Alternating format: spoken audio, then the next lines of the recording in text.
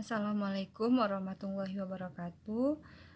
Selamat siang untuk Ibu Taufeni dan teman akuntansi pemerintahan angkatan 25. Baiklah, kami dari kelompok 1 akan mempresentasikan hasil diskusi kelompok kami tentang akuntansi pemerintah daerah, di mana anggota kelompok 1 terdiri dari 3 orang, saya sendiri Juliandini Astari, kemudian ada Kak Dea Herlina dan Kak Sesi Hidayati. Langsung saja, presentasi pertama akan dijelaskan oleh saya sendiri, kemudian dilanjutkan oleh Kak Sesi, dan yang terakhir akan dilanjutkan oleh Kak Dea Herlina. Akuntansi keuangan daerah merupakan suatu proses pengidentifikasian, pengukuran, pencatatan, dan pelaporan transaksi ekonomi ataupun keuangan dari entitas pemerintah daerah, yaitu pemerintah daerah ini seperti dari kabupaten, kota, atau provinsi, yang dijadikan sebagai informasi dalam rangka pengambilan keputusan ekonomi yang diperlukan oleh pihak-pihak eksternal entitas pemerintah daerah.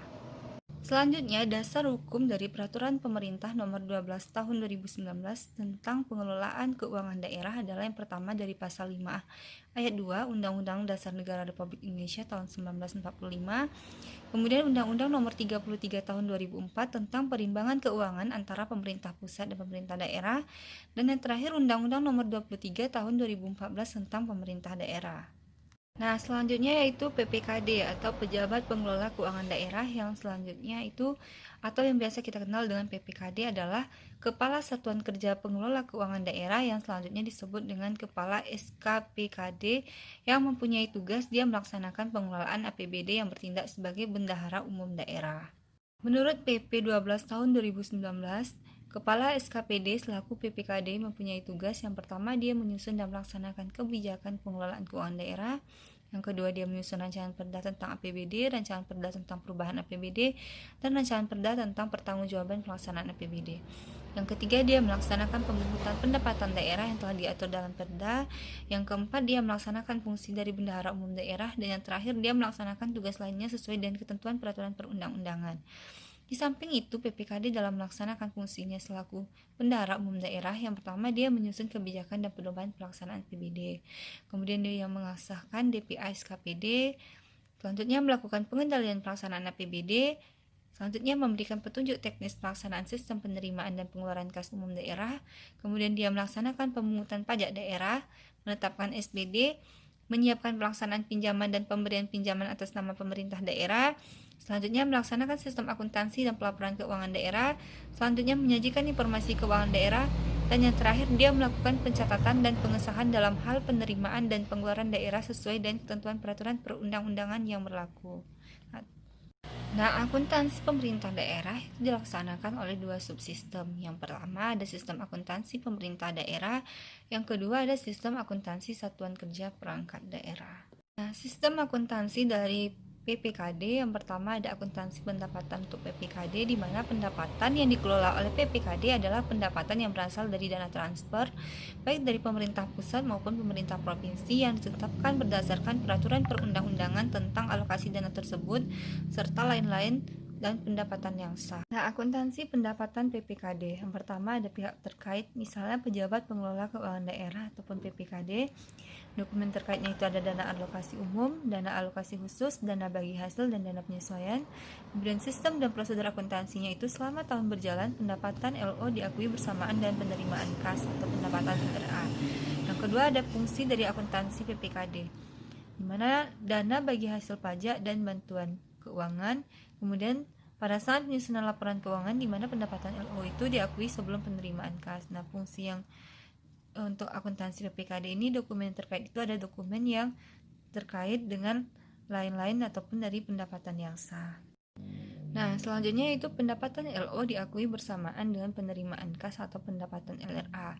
Misalnya ataupun contoh, pihak ketiga melakukan pembayaran langsung ke kas daerah atas nama dana ataupun kas masuk di kas daerah.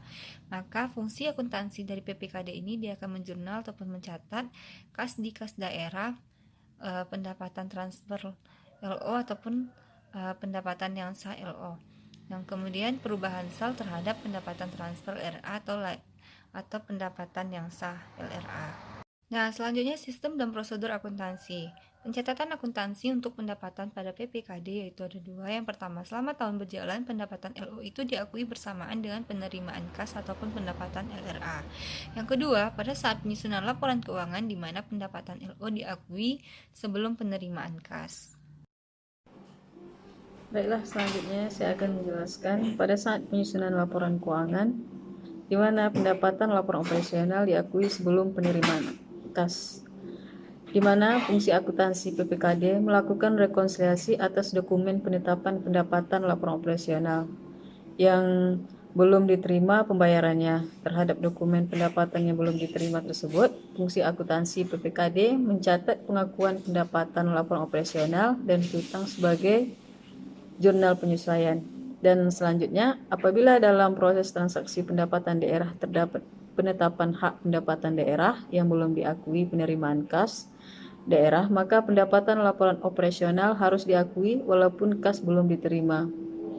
Fungsi akuntansi PPKD melakukan rekonsiliasi dokumen penetapan pendapatan yang belum dibayar untuk selanjutnya dibuat memorial. Selanjutnya, Jurnal Standar Pendapatan Laporan Operasional pada PPKD pada saat BUD menerima setoran dari bendahara penerimaan ataupun setoran langsung dari pihak ketiga ataupun wajib pajak, maka dicatat dengan jurnal di mana di debitnya kas di kas daerah dan di kreditnya RKSKPD. Sedangkan pada saat BUD menerima pendapatan dari instansi lain, dana perimbangan, hibah, dan lain-lain, jurnal standarnya sama dengan jurnal pendapatan pada SKPD, yaitu pada saat kas diterima di kas daerah. Akan di jurnal di mana kas di kas daerah itu di debit dan di kreditnya pendapatan laporan operasional. Dan selanjutnya itu juga di jurnal estimasi perubahan SAL dan pendapatan laporan realisasi anggaran.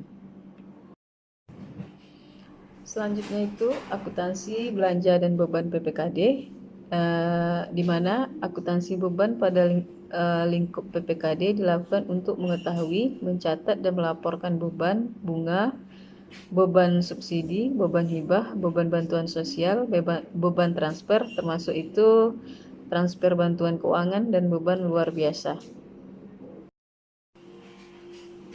Selanjutnya, sistem dan prosedur akuntansi belanja dan beban PPKD, di mana pada saat BUD menerbitkan SP2DUP/GU/TU atau SP2DLS, maka dicatat dengan jurnal di mana di debitnya RKSKPD dan di kreditnya kas di kas daerah.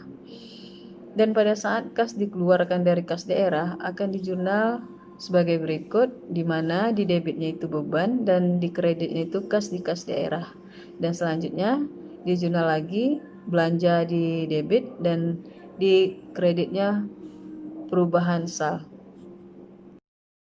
Selanjutnya kita akan membahas tentang akuntansi piutang PPKD, di mana di sini terdiri dari piutang daerah dan penyisihan piutang tak tertagih. Piutang daerah adalah jumlah uang yang masih harus diterima pemerintah daerah dan atau hak pemerintah daerah yang dapat dinilai dengan uang sebagai akibat perjanjian atau akibat lain yang sah. Sedangkan penyisihan piutang tak tertagih merupakan taksiran nilai piutang yang kemungkinan tidak dapat ditagih pembayarannya di masa akan datang dari seseorang atau korporasi atau entitas lain.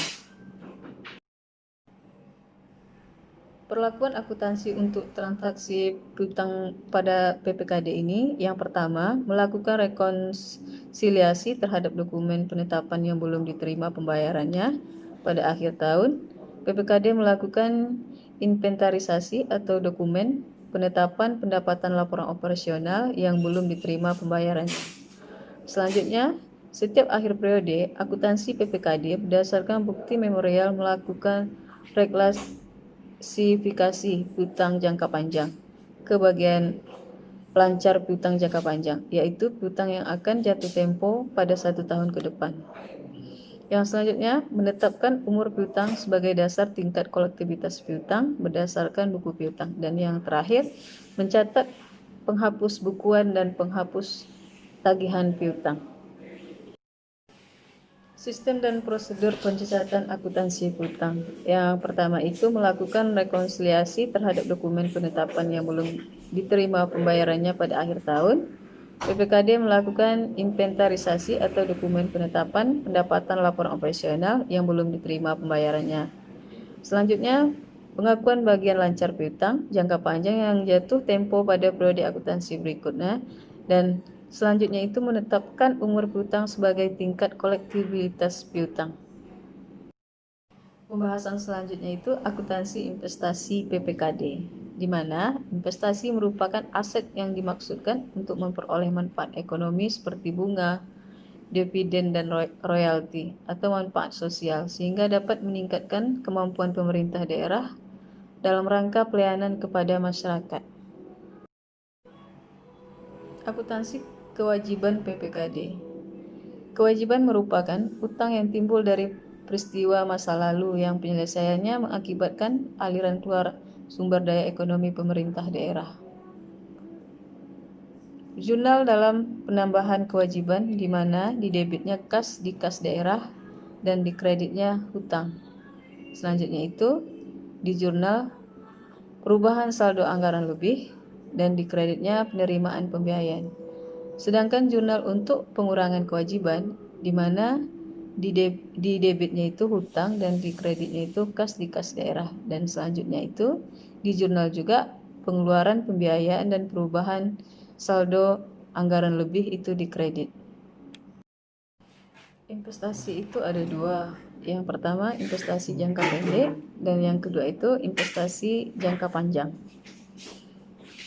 Investasi jangka panjang itu dibagi ke dalam 3 metode. Yang pertama itu metode biaya, yang kedua itu metode ekuitas, dan yang ketiga itu metode nilai bersih yang direalisasikan. Selanjutnya itu akuntansi pembiayaan PPKD, di mana menurut PP 71 tahun 2010, pembiayaan adalah seluruh transaksi keuangan pemerintah daerah, baik penerimaan maupun pengeluaran, yang perlu dibayar atau diterima kembali, yang dalam penganggaran pemerintah terutama dimaksudkan untuk menutup defisit dan atau memanfaatkan surplus anggaran. Pengakuan pembiayaan yang pertama itu penerimaan pembiayaan diakui pada saat diterima pada rekening umum kas negara atau daerah. Yang kedua, pengeluaran pembiayaan diakui pada saat dikeluarkan pada rekening umum kas negara atau daerah. Baiklah, selanjutnya saya akan menjelaskan terkait dengan pengukuran pembiayaan berdasarkan dari penjelasan rekan saya, Sesi Hidayati. Nah, bagaimana dengan pengukuran pembiayaan? Pembiayaan itu diukur dengan menggunakan mata uang rupiah berdasarkan nilai sekarang, baik itu yang akan kita terima maupun nilai yang akan kita keluarkan. Nah, pembiayaan yang diukur dengan mata uang asing akan dikonversi ke mata uang rupiah berdasarkan nilai tukar. Bahwa berdasarkan PP 71 tahun 2010 tentang standar akuntansi pemerintahan, bahwa pemerintah daerah wajib membuat 7 laporan. Nah, ke-7 laporan tersebut dilakukan oleh PPKD, itu yang terdiri dari laporan realisasi anggaran, neraca, laporan operasional, laporan perubahan ekuitas, laporan perubahan saldo anggaran lebih, laporan arus kas, dan catatan atas laporan keuangan. Baiklah, selanjutnya kami akan menjelaskan terkait dengan proses penyusunan laporan keuangan, di mana PPKD dalam proses penyusunan laporan keuangan harus menyiapkan dulu kertas kerja. Nah, kertas kerja ini digunakan sebagai alat bantu untuk menyusun laporan keuangan. Selanjutnya adalah mengisi neraca saldo sebelum penyesuaian, di mana fungsi PPKD tadi melakukan rekapitulasi atas saldo buku besar menjadi neraca saldo. Nah, angka-angka neraca saldo tadi diletakkan pada kolom neraca saldo yang terdapat pada neraca kerja. Kemudian membuat jurnal penyesuaian. Fungsi akuntansi PPKD membuat jurnal penyesuaian. Jurnal ini dibuat dengan tujuan untuk melakukan penyesuaian-penyesuaian atas saldo pada akun-akun tertentu dan pengakuan atas transaksi-transaksi yang bersifat akrual. Kemudian membuat neraca saldo setelah penyesuaian. Fungsi akuntansi atau PPKD melakukan penyesuaian atas neraca saldo berdasarkan jurnal penyesuaian yang telah dibuat sebelumnya. Nah, nilai yang telah disesuaikan diletakkan pada kolom neraca saldo setelah penyesuaian yang terdapat pada kertas kerja. Selanjutnya yang dilakukan oleh fungsi PPKD adalah menyusun laporan keuangan, di mana yang pertama adalah menyusun laporan realisasi anggaran, membuat jurnal penutup laporan realisasi anggaran, dan neraca saldo setelah penutupan LRA. Nah, berdasarkan neraca saldo yang telah disesuaikan, fungsi akuntansi PPKD mengidentifikasi akun-akun yang termasuk dalam komponen laporan realisasi anggaran dan kemudian disajikan dalam laporan realisasi anggaran.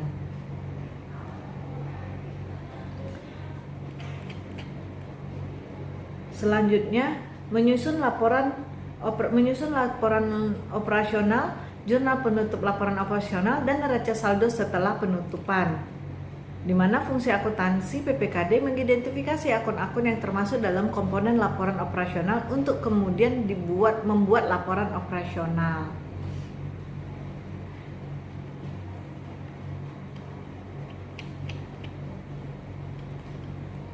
Kemudian menyusun neraca, kemudian membuat jurnal penutup akhir dan NS akhir. Dan yang terakhir adalah membuat laporan perubahan ekuitas. Nah, di sini fungsi akuntansi PPKD membuat laporan perubahan ekuitas yang menggunakan data ekuitas awal dan data perubahan ekuitas pada periode berjalan, yang salah satu diperoleh dari laporan operasional yang telah dibuat sebelumnya. Nah, laporan perubahan ekuitas ini akan menggambarkan pergerakan ekuitas yang ada pada PPKD.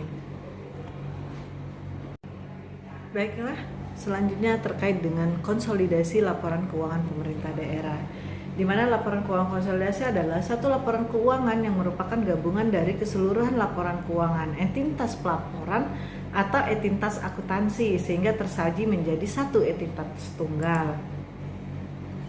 Nah, laporan keuangan konsolidasi pemerintah daerah disusun dengan melakukan proses konsolidasi dari seluruh laporan keuangan. Nah, kalau contohnya untuk pemerintah Kabupaten Indragiri Hulu itu ada 45 OPD. Jadi laporan keuangan yang ada di 45 OPD tadi dikonsolidasi ditambah dengan satu PPKD menjadilah laporan keuangan pemerintah daerah. Di mana dalam proses konsolidasi tadi bukan hal yang mudah karena kita menggabungkan dari entitas akuntansi sendiri maupun juga dari entitas pelaporan. Baiklah, selanjutnya kami akan menjelaskan terkait dengan langkah-langkah teknis. Yang pertama adalah menyiapkan kertas kerja konsolidasi, di mana fungsi kertas kerja ini sebagai alat untuk membantu dalam proses menyusun neraca saldo gabungan yang ada dari SKPD dan PPKD. Nah, seperti yang saya contohkan sebelumnya, berarti neraca saldo kertas kerja ini juga terdiri kalau di pemerintah daerah itu Kabupaten Indragiri itu ada 45 EPD dan plus 1 PPKD. Maka kertas kerja tadilah yang digabungkan sebagai alat bantu dan menyiapkan neraca saldo tadi dan menyusun ke dalam kertas kerja penyusun laporan keuangan. Laporan keuangan pemerintah daerah, kertas kerja ini digunakan untuk mempermudah proses pembuatan laporan keuangan yang dihasilkan secara manual. Kemudian menyusun laporan keuangan konsolidasi. Pertama adalah menyusun laporan realisasi anggaran, membuat jurnal penutup, laporan realisasi anggaran, dan neraca. Nah, berdasarkan neraca saldo pemerintah daerah, fungsi akuntansi mengidentifikasi akun-akun yang termasuk di dalam komponen laporan realisasi anggaran dan kemudian disajikan ke dalam laporan realisasi anggaran. Kemudian setelah itu membuat jurnal penutupan. Kemudian akuntansi PPKD menyusun neraca saldo setelah penutupan laporan realisasi anggaran. Selanjutnya adalah menyusun laporan operasional, jurnal penutupan laporan operasional, dan neraca saldo setelah penutupan laporan operasional. Nah, berdasarkan neraca saldo setelah penutupan laporan realisasi anggaran tadi, fungsi akuntansi mengidentifikasi akun-akun yang termasuk dalam komponen laporan operasional untuk kemudian membuat laporan operasional tersebut. Yang selanjutnya adalah menyusun neraca, membuat jurnal penutup akhir dan neraca saldo akhir. Nah, berdasarkan neraca saldo, setelah penutupan laporan operasional, fungsi akuntansi PPKD membuat neraca bersamaan dengan pembuatan neraca. PPKD membuat jurnal penutup akhir tahun untuk menutup akun surplus defisit LO ke akun ekuitas. Selanjutnya adalah menyusun laporan perubahan SAL. Nah, dari laporan realisasi anggaran yang telah dibuat sebelumnya, fungsi akuntansi PPKD dapat menyusun laporan perubahan SAL. Laporan perubahan SAL ini merupakan akumulasi silpa periode sebelumnya, periode berjalan dan dan tahun-tahun sebelumnya. Kemudian menyusun laporan perubahan ekuitas, di mana fungsi PPKD menyusun laporan perubahan ekuitas dengan menggunakan data ekuitas awal dan data perubahan ekuitas pada periode berjalan, yang salah satunya diperoleh dari laporan operasional yang telah dibuat sebelumnya. Selanjutnya adalah membuat laporan arus kas. Laporan arus kas disusun oleh Bendahara Umum Daerah. Nah, Bendahara Umum Daerah ini adalah PPKD tadi. Nah, inti dari unsur laporan arus kas ialah penerimaan kas dan pengeluaran kas. Nah, yang selanjutnya adalah catatan atas laporan keuangan yang meliputi penjelasan atas rincian dari angka yang terdapat dalam laporan realisasi anggaran, laporan perubahan SAL, neraca, laporan operasional, laporan laporan perubahan ekuitas, dan laporan atas arus kas. Nah, itu yang harus dimuat di dalam catatan atas laporan keuangan tadi. Selain itu juga laporan keuangan membuat informasi umum tentang entitas pelaporan dan entitas akuntansi, kemudian informasi tentang kebijakan keuangan dan ekonomi makro. Kemudian lagi ikhtisar pencapaian target pendapat keuangan selama tahun berjalan, baik itu terkait dengan pendapatan maupun belanjanya, termasuk juga tentang kendala dan hambatan-hambatan yang dihadapi dalam pencapaian target pendapatan tadi. Kemudian informasi tentang dasar penyusunan laporan keuangan, yaitu tentang kebijakan-kebijakan akuntansi yang digunakan atau yang dipilih dan kemudian diterapkan atas transaksi-transaksi kejadian yang penting lainnya. Kemudian rincian dan penjelasan masing-masing pos yang disajikan pada lembar muka laporan keuangan. Selanjutnya adalah informasi yang diharuskan oleh pernyataan tentang standar akuntansi pemerintah yang belum disajikan dalam lembar muka atau on-face laporan keuangan. Dan selanjutnya adalah informasi yang lain yang diperlukan dalam penyajian yang wajar yang tidak disajikan di dalam lembar muka atau on-face dari laporan keuangan tadi. Nah, sehingga laporan CLK ini adalah memuat segala informasi yang dibutuhkan sehingga dapat menggambarkan tentang keadaan laporan keuangan. Selanjutnya di sini kami menggambarkan contoh laporan keuangan pemerintah Kabupaten Indragiri Hulu berdasarkan hasil audit BPK tahun 2019. Nah, alhamdulillah pemerintah Kabupaten Indragiri Hulu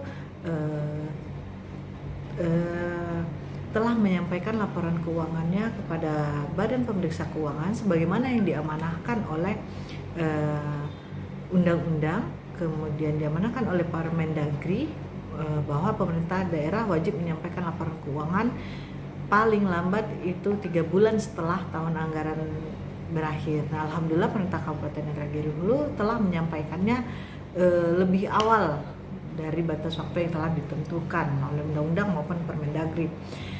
Di sini dapat kita lihat bahwa terkait dengan bahwa pemerintah Kabupaten Indragiri Hulu menyajikan 7 laporan. Namun saya hanya menjelaskan menyajikan laporan keuangan, laporan realisasi anggaran, laporan di sini pemerintah berdasarkan hasil audit BPK bahwa kita lihat laporan keuangan di mana pendapatannya, total pendapatan pemerintah Kabupaten Indragiri Hulu sebesar dari anggarannya 1,4 triliun, maka terrealisasi sebesar 1,4 triliun atau 102,18.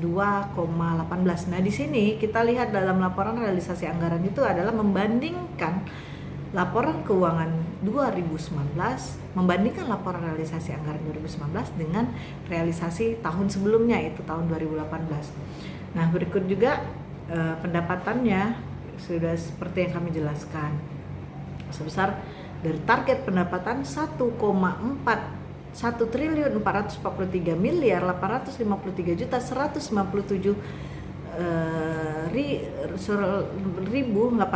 rupiah dengan realisasi 1.475 miliar 376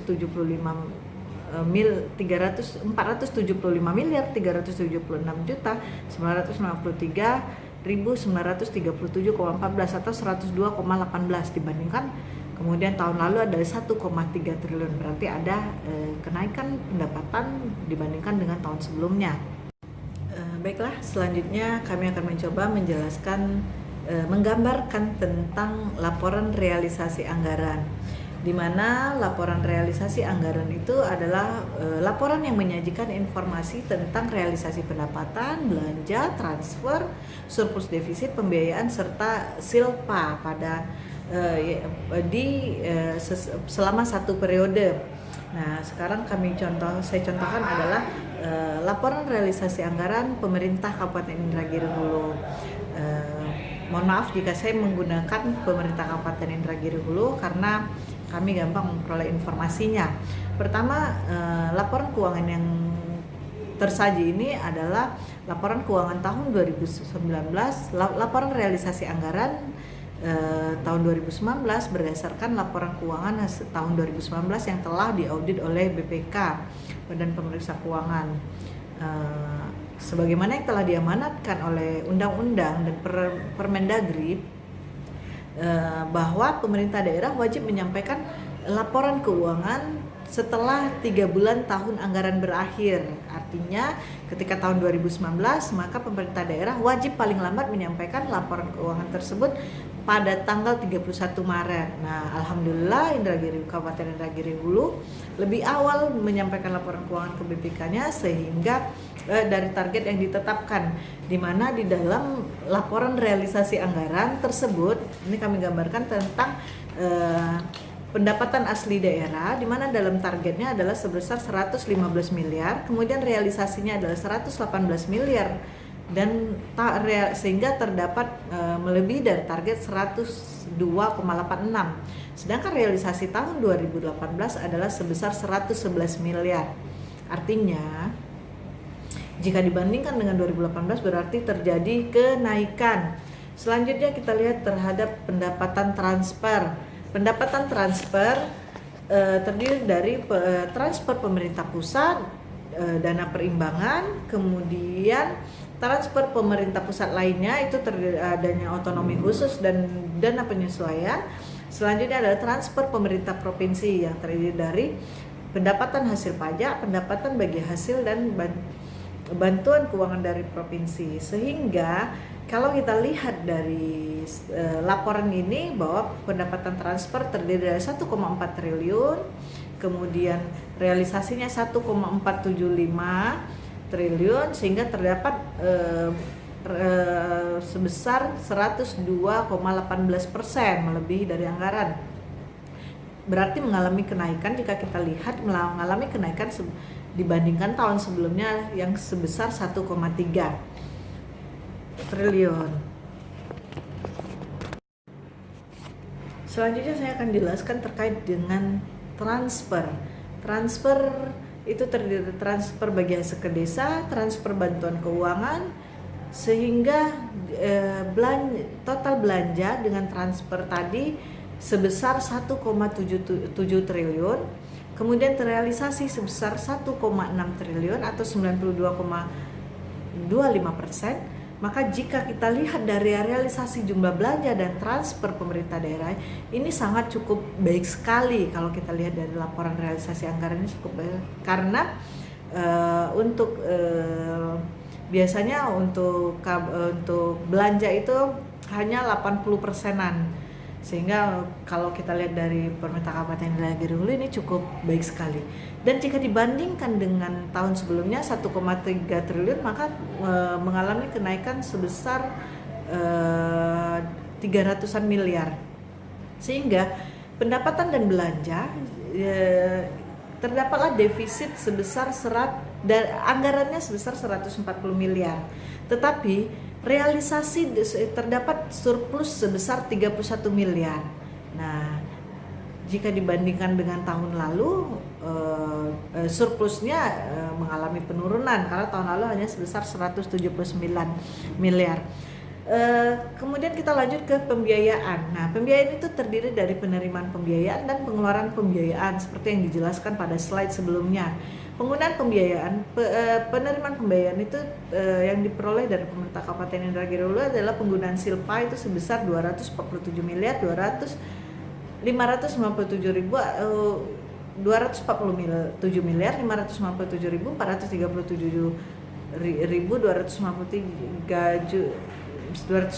rupiah atau 99,85% jika dibandingkan dengan tahun lalu hanya 68 miliar. Nah, sehingga kita lihat dapatlah sisa lebih pembiayaan anggaran. Surplus tadi ditambah dengan pembiayaan neto, dapatlah surplus sisa lebih pembiayaan anggaran atau yang dikenal dengan silpa.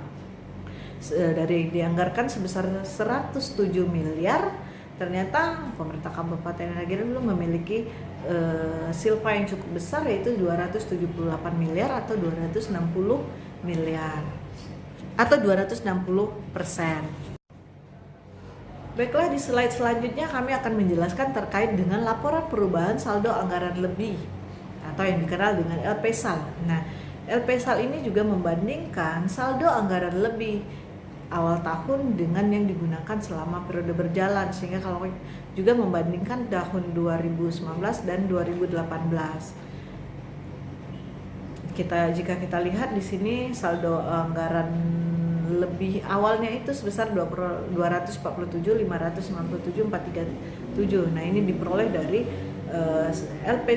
saldo anggaran lebih tahun lalu. Kemudian penggunaannya selama tahun berjalan sehingga dapatlah saldo akhir sebesar 278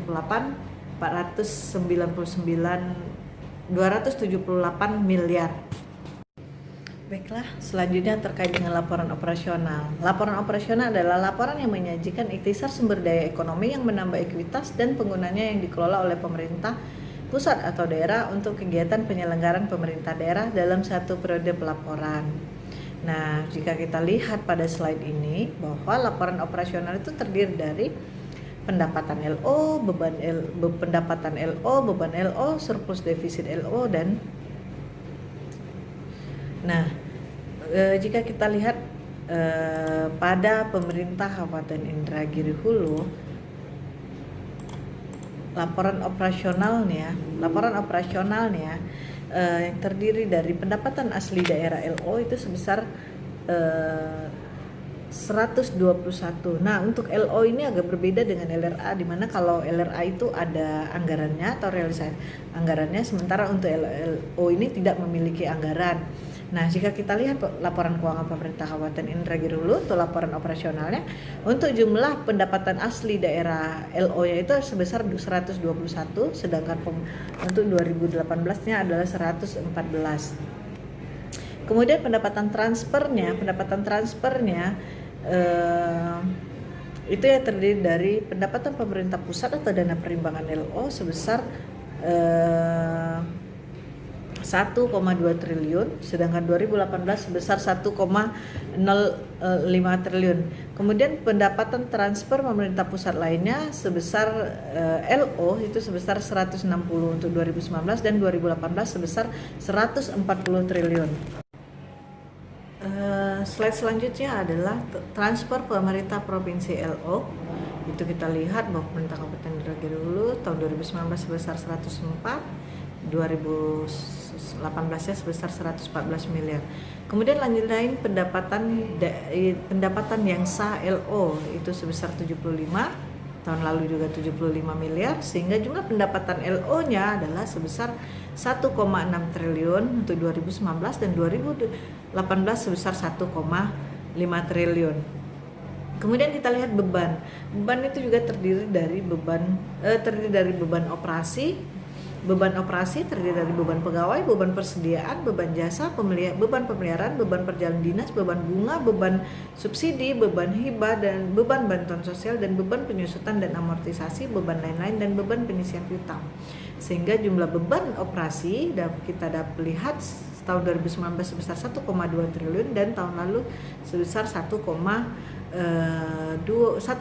triliun.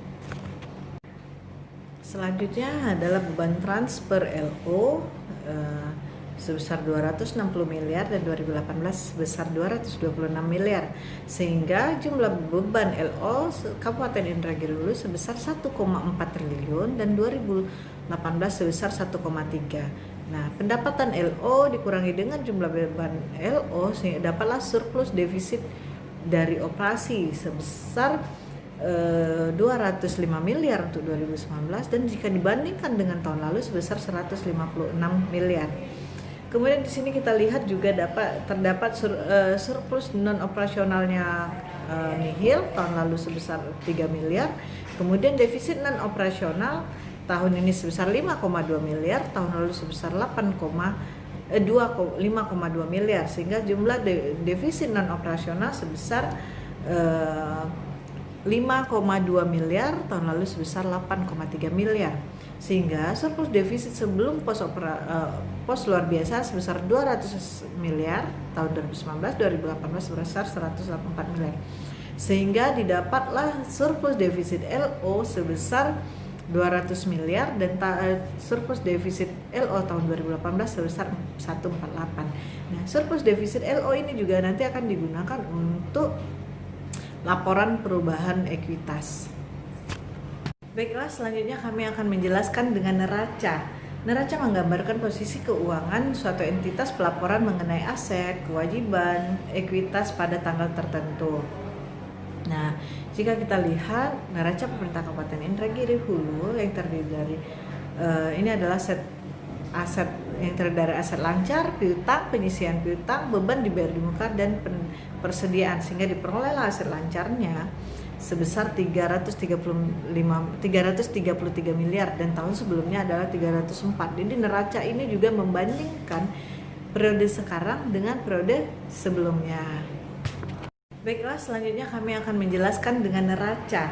Neraca menggambarkan posisi keuangan suatu entitas pelaporan mengenai aset, kewajiban, ekuitas pada tanggal tertentu.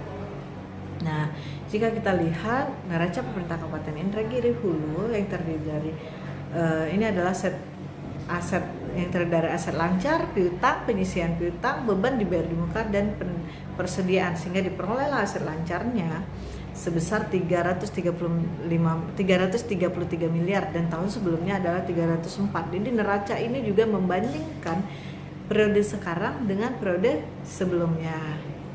Baiklah, selanjutnya di dalam neraca itu juga terdapat investasi jangka panjang, kemudian ada investasi permanen, kemudian ada aset tetap yang terdiri dari tanah, peralatan mesin, gedung bangunan, jalan irigasi dan jaringan, aset tetap lainnya konstruksi dalam pengerjaan dan akumulasi penyusutan.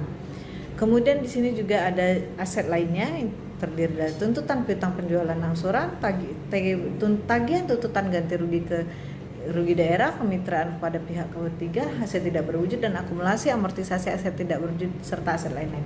Sehingga jumlah aset pemerintah Kabupaten Indragiri Hulu untuk 2019 sebesar 3,3 triliun dan dibandingkan dengan tahun sebelumnya sebesar 3,1 triliun.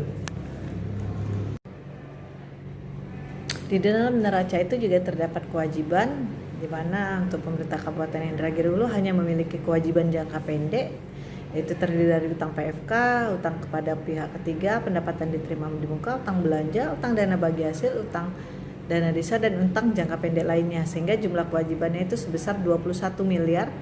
Kemudian untuk 2018 sebesar 23, akhirnya terjadi penurunan utang.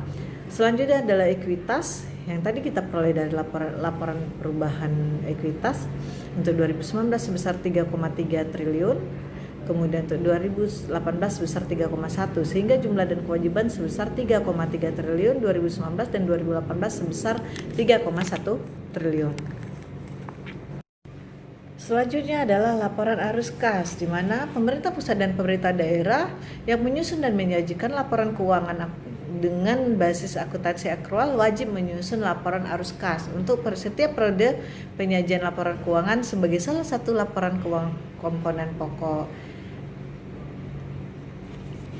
Dimana kalau kita lihat untuk pemerintah Kabupaten Indragiri Hulu, ini laporan arus kas itu terdiri dari arus kas dari aktivitas operasi, yaitu terdiri dari kas masuk sebesar 1,6 triliun 2019, 2018 1,4. Jadi tetap membandingkan 2019 dan periode sebelumnya 2018. Kemudian arus kas keluarnya sebesar 1,2 triliun, sedangkan 2018 sebesar 1,1 triliun, sehingga jumlah arus kas dari aktivitas operasi, arus kas masuk dikurangi dengan arus kas keluar sebesar 370 miliar untuk 2019 dan 2018 sebesar 317 miliar.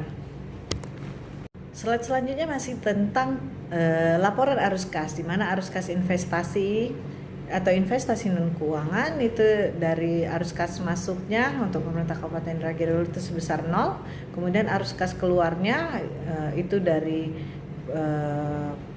perolehan tanah, peralatan mesin, gedung dan bangunan, jalan irigasi jaringan, aset tetap lainnya, penyertaan modal pemerintah daerah, dan pengeluaran pembelian investasi non permanen, sehingga jumlah arus kas keluar sebesar 339 miliar dan 2018 138. Nah, ini diambil juga bersumber dari laporan realisasi anggaran, sehingga jumlah arus kas dari aktivitas investasi atau investasi non keuangan, arus kas masuk sebesar 0, keluarnya sebesar 339 sehingga minus sebesar 339 miliar untuk 2019 dan 2018 sebesar 138 miliar.